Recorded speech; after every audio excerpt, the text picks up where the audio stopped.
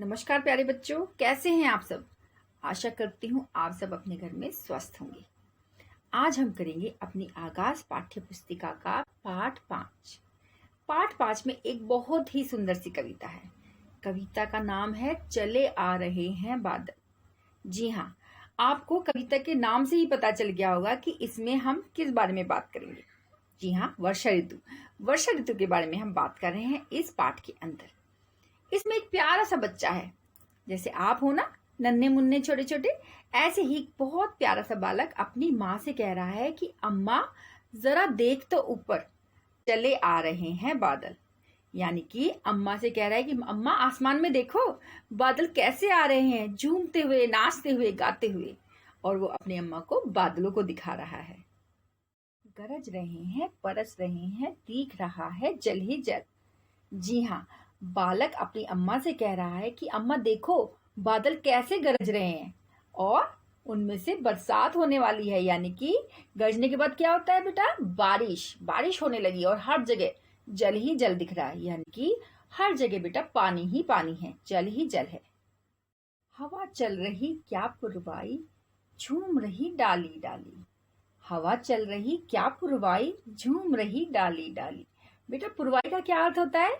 पूर्वाई का अर्थ होता है पूरब से चलने वाली हवा। जो हवा पूरब की दिशा से आती है उसको कहते हैं पूर्वाई।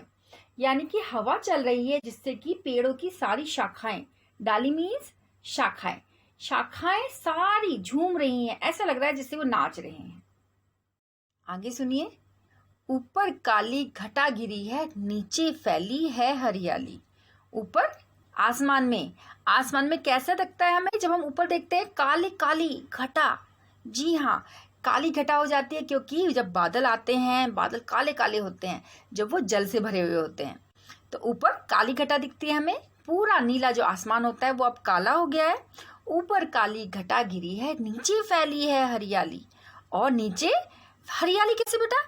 जब बारिश होती है, बारिश के पानी से सारे पेड़ पौधे सारे एकदम नए नए हो जाते हैं, जैसे उनको अच्छे से किसी ने नहला दिया हो।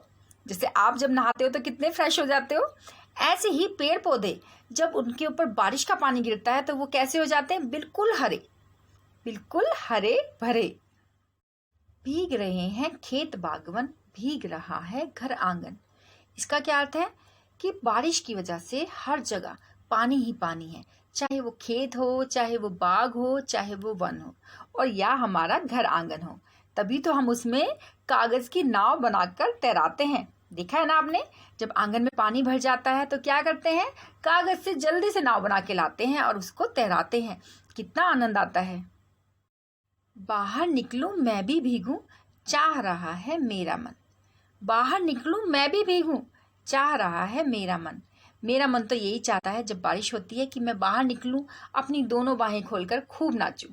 आपका क्या मन चाहता है? यही करते हैं ना आप भी। आई नो, आप सब भी बारिश में खूब खेलते हैं, खूब मस्ती करते हैं।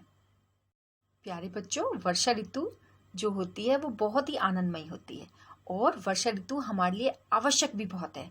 आपको पता है जो वर्षा ऋतु है वो हमारे लिए क्यों इतनी आवश्यक है? क्योंकि वर्षा से हमें जल मिलता है। जल हमारे पेड़ पौधों के लिए, जीव जंतुओं के लिए, सबके लिए बहुत आवश्यक है। आपको पता है ना, जल ही जीवन है।